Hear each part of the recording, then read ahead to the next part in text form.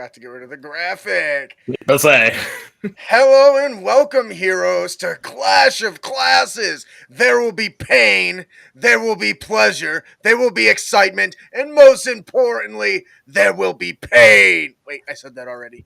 The only souvenirs they collect here are broken bones. And all available here on Slay Per View. And organs, too. Bones, organs, and... I'm out of ideas. Cold. We are super excited today to introduce our next combatants on Clash of Classes. We have a Draconic Sorcerer versus a Way of the Elements Monk.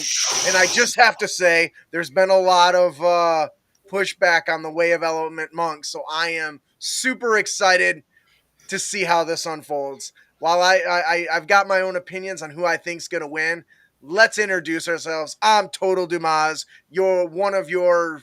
What is it we do? I done already forgot. Commentator? Commentators, yes. And then... Announcers. Good time. Good time! Good time. Good time. And we, of course, got DM Gray. How are you today? Fantastic. Alrighty then. And of course, our legendary referee and man behind the outfit or in the controls and pretty much all the logistics of the running. We got the easy part. We just talk. Ian Wood. Man. I don't care what everyone else says about you. I probably said worse about myself. All right, so I got a question before we bring in our team here for the matchup. What are your thoughts going into this? What are some of the challenge, Ian, that this battle arena possesses that's going to really give our characters a run for their money? Well, without giving away too many secrets. Of course. They're not listening, what are they? I'm going to say is this match will be taking place in a swamp, and the players are starting off up in the landmass in the middle, which has walls everywhere, which will hinder vision and movement. And the water around that area is being treated as difficult terrain, essentially ankle deep. And this is the first time we're implementing a battle royale style barrier on the edges. So I'm kind of curious to see how all that's going to work out. And yes, there are more hazards, but I'm not going to get too much into that because the combatants may discover it, they may not. I'm super excited for that. And apparently, Ian, you've got just all kinds of fans out in the audience today. The love is falling your way. All two of them. Yeah, right. Hey, that's more than I got. So, all right. So, I'll do. How about we begin introducing our first contender? I first met Rogmar in the urinals. We were out at the outhouse. We had to go.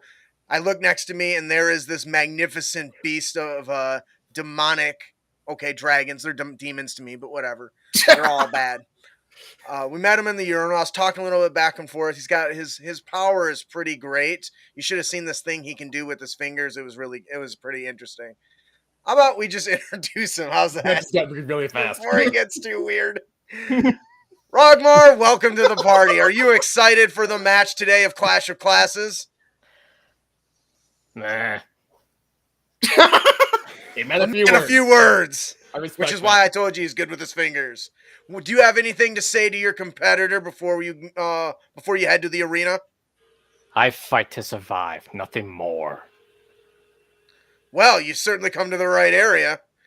You have any concerns against your competitor? I know that our contender Eridor has some gifts with the fists, the kicks, the elbow drops, the drop kicks, and more importantly, he has the elements on his side. Nah, I have my ways to counteract them. Well, we're excited to see what you got. How about we bring in our next contender and send you off to the arena via the teleportation spell. Get the out. The gulag. Welcome, Eridor, the man, the myth, the not quite legend yet, but maybe tonight. How are you doing? Oh, I'm doing great. I can't wait for this fight. Oh, yeah? You excited for your competitor, Rogmar? Do you got special plans for him? Yeah, I'm kind of hoping that, well, I don't want to say too much, but I want to make use of what traps you guys might have out there. That's what I want to hear. Drag him through the mud, kick him in the face, and more importantly, drown him. Yeah, that's what I want to see. I expect nothing left. Go ahead, B. That's what we've been waiting for this whole time. For someone to say, yes, I'm going to kill my opponent by throwing him off a ledge. That's what I want to hear. All right, we're going to feeding him transport to something. Eridor over to the arena. Why don't you go and smash some skulls? All right. I want to give a quick shout out to our backup referee here, Da Ass Ref. Because That's apparently short for that's what that. assistant. Sure, whatever you say, Da Ass. The ass. I want to thank you for your assistance and thank you for joining us today.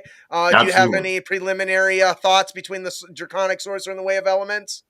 When I saw the matchup, I'm really interested to see, because when I started listening to your guys' podcast was the first time I heard the Way of Elements monk basically sucked. And Okay. I was like, oh, really? Okay. And then he chose it. And I said, well, all right. So now he's going to bring the earth, wind, and fire. Let's see it. Let's see the Boogie Wonderland happen, man. All right, we'll send you guys over to the battle arena. Clash is in session. Make it All done. right. All right, B. I'm super excited for this. Why don't we take a look at the arena as our allies or our players are transported in? It's looking. I'm really excited for this. First of all, I want to give a huge shout out to Ian for making a wonderful battle map for us to showcase here today. I'm really excited. I don't know how much you guys know about the Rogmar, the Draconic Sorcerer, but I know he's got some pretty potent secrets stashed up. Big fan of that firebolt. What are your thoughts? What are your predictions going into this, Gray? Well, I'm a fan of sorcerers. I love the elemental magic users, but I have never seen a playthrough of the Elements Monk. I have no idea what they're capable of. That's certainly going to give us the audience something to stir at. They're more than just punches and kicks. Their unique use of spells definitely gives them a start.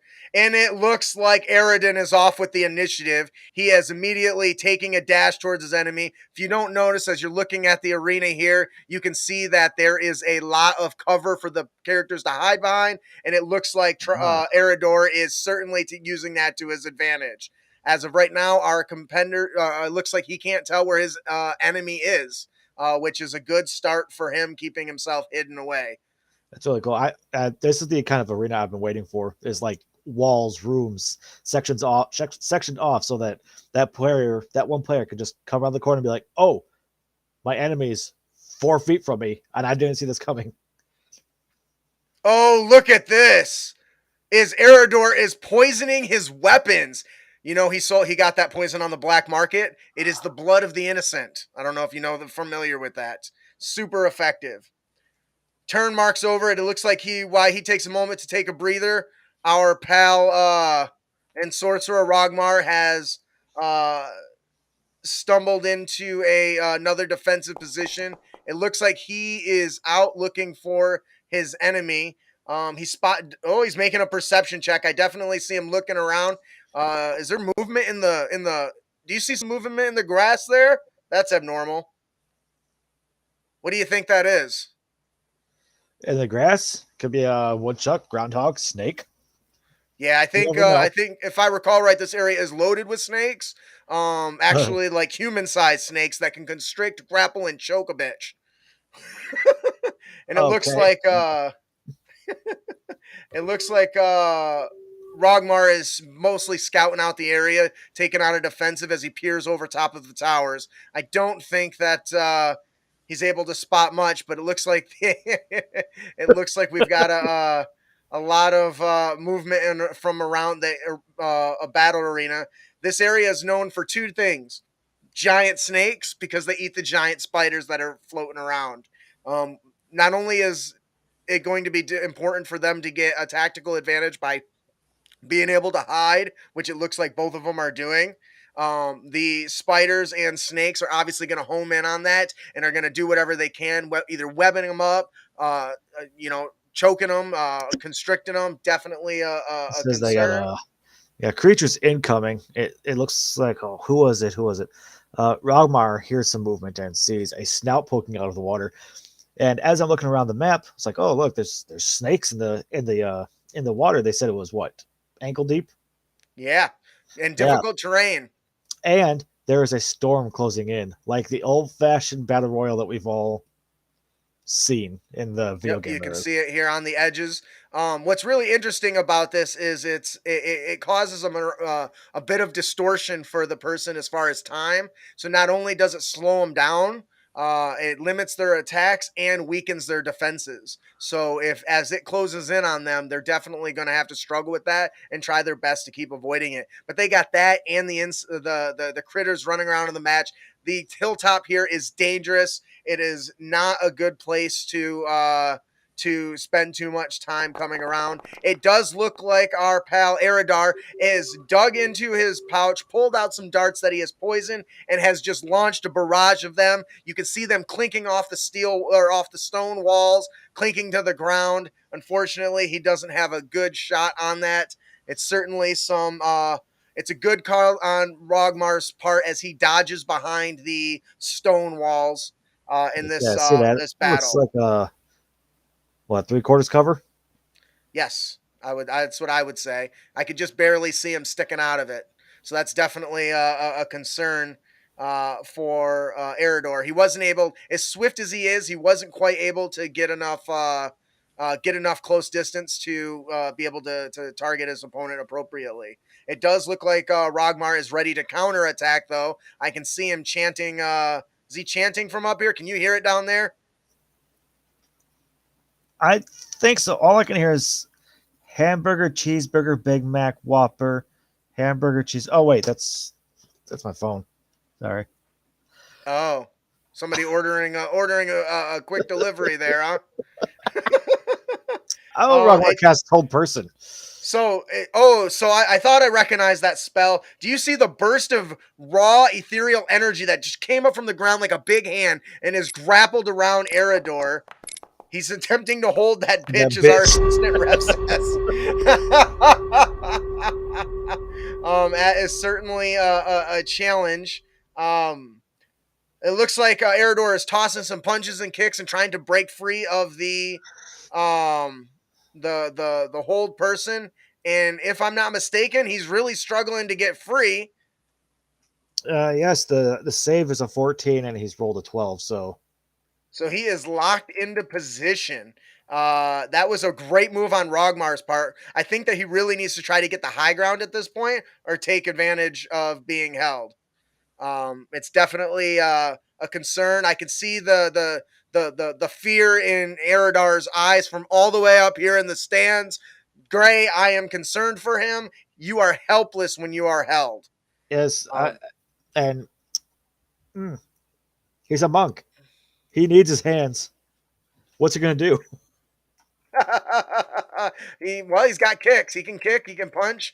But for those that don't know, hold person is a devastating power that paralyzes a creature, which is just a devastating situation to be in for any contender on the arena. He definitely is going to have to find a way out because if he doesn't, he's basically incapacitated. He can't move. He can't speak. He automatically fails saves. He is going to struggle. Creature attacks against him have advantage, and our hits are criticals. And his wisdom save, he is Ouch. so distraught by the grappling effect, he cannot break it at all. This energy is surrounding him. Rogmar has the advantage right now. The real issue is whether he's going to press it. Honestly, for me, I think that his best chance would have been to use his meta magic to quicken one of his cantrips to get that double damage. Oh, he is coming in with a fireball on Oh, on Eridar, who is locked in place. The explosion, the ashes. I can smell the barbecue up here. oh, I like that. That animation's really good. Yeah, that was dope. And because he's held. Was that oh shit? He auto fail. He auto fails, I believe, He rolled a one on his while dex save. he's paralyzed. Yeah. But I think he automatically fails. I don't know that he rolls. Someone be able to do that without reading it. Oh, and he's meta magicking. He is going to quicken spell. This is not looking good for our poor Eridor. This monk is getting the shit kicked out of him. He is just taking a blast to the face. If he does not do something about this, he is going to get Chef Boy R wrecked. Wrecked. That's the end. That can't be the end. And Eridor goes down. This has to be the shortest battle This is the in fastest. all of the arena. Oh my goodness. Dude, it's been 18 It's minutes. over. It is over. A few rounds in. Wow. Honestly, I think some people aren't going to be surprised. I think that once that held person got him, that was it. Meta magic, bang, bang. That was an insane combo. I think that Eridor certainly should have used the defense a little more. He charged a firebender or a fire blaster, and has paid the ultimate price. So let's hear 18 minutes. I think that offsets our hour and a half match the last time. Let's bring in our referee first and see what he says. I think my hair says everything right now. The hold person combined with the fireball with a quicken spell obliterated the monk. I got to time out for a second. But what happened is just so devastating that Garwin's not even speaking English right now. Good gracious, great balls of fire. You got that right, Gaming Cat. You got that right. Oh my goodness. So let's bring in our players here and see what they could have done different. What went right, what went wrong. All right. Rogmar, you destroyer of souls, you shortener of our show. The pain. Oh my goodness. You literally knocked Garwin back into what language? Icelandic. With that, do we got our other player in here yet? Or is he we're reconnecting into the restream? It's because I would too if I just got destroyed. Your spells were so powerful, you disconnected him from our chat. Yep. That's what you just did there. All right. Green room? Is he in the green room by any chance? No, I don't see him. Okay. All right, so let's give our champion a chance to gloat. Matthew, Rogmar, tell us what went right, what went wrong, what were you expecting, and damn.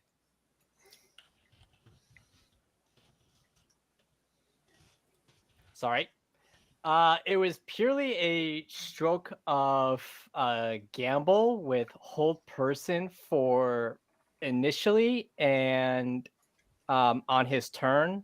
At the end of his subsequent turn, which was the real gamble. Because if I recall correctly, if he succeeded in the saving throw on his subsequent turn after I casted the spell on him, he would have a regular chance of rolling a saving throw against my fireball, which was my next plan of attack. So I was really hoping on that matter. So definitely seems to have come in. It looks like you're the corpse of what's left of your enemy has arrived, the spirit. So let's bring him in and see how he what his thoughts are on it. Eridor. Ouch. How'd it go? That hurt. Yeah, that was I knew that I was going to get a fireball and a quicken spell. I honestly thought it was going to be maybe a fireball in the breath, but I wasn't sure if he could do that. Wasn't sure if it was a bonus action or not. Yeah. Right. I was really hoping for that dart to paralyze him. Yeah. I'm not gonna lie. I just looked at the damage. He rolled max damage on Chill Touch.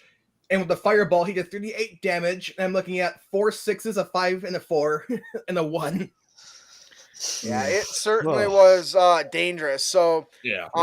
I think that the direct charge and not taking cover is probably what got you. Because if you would have been able to get close enough to stunning strike him, Yeah. or something, it could have completely gone a different way. The hitting Right. with the poison dart could have changed it. Sometimes the dice just don't fall with you. Right. Yep. Poor, Hold person is poor really Eridor brutal. Windfist. Nothing but a charcoal corpse now. Yep. Dead ass. What do you think? Yep. And the job poison, if our sorcerer friend here saved on his con saving throw, he would have been poisoned. And if he epically failed the saving throw, he may have been knocked unconscious too. So it totally could have just gone the other way very quickly. Oh yeah. Das, what do you Okay, think? I do want to point out though that the fact that as we're looking at this match could have gone either way very quickly, I think is actually a testament to how well both of you built your characters. Yeah. Because I really think that if that poison would have hit, knocked him unconscious, and then a striking and flurry of blows to a sorcerer laying on the ground would have been the end of it. Yeah. You Yeah. would have Can I say Pop- something? popped his heart through his spine. Well, I want to hear from Das, our ref, first before we have any All more right. input, because he's been interrupted a couple times. Go ahead. What are your thoughts on this? Were you expecting something like this? Did it catch you by surprise like us? Well, I tell you, one of the things that I realized was you got a sorcerer and a monk, so you got so what is it, a base D6 and D8 hit points. Yep. So these guys are already starting off as basically as low as you can, right? And then the sorcerer's got the ability to twin spells and all these things, so there is the potential for a lot of damage. And like you said, with the stunning strike, monk could have easily gotten in there, hit 4 attacks real quick, and done a boatload of damage. So I kind of was thinking it was going to go quick. I didn't think it was going to be an 18-minute fight. You know what this was? This was like, I don't know if you guys ever watched Mike Tyson box. Yeah. It was like, hey, can I get half off my ticket? Because this didn't last very long. Is Eridor I also want missing to point out this ended in round 3, which is by far the quickest fight we've had so far. Yeah. And actually, saying you guys were moving into the middle where there's a lot of walls, I'm not even sure you guys saw the barrier moving in. Yeah, that's no, a pretty probably barrier not. too. Thank you. What are you gonna say, Matthew? So, I would like to argue about the chances of that dart hitting me. If he was, so Mike, I have prepared the shield spell. So if he rolled a 20 or 20, somewhere between 16 and 21, I would have used 20. I would have used shield to block that. So I can see that. Also, so yeah, that Garvin wants a refund. So I just wanted to say that I'm a Draconic Sorcerer. I want to make him feel sorry that he ever messed with me. And this match is over before it began. I'm gonna hit him so hard his mother's gonna feel it. He's an orphan.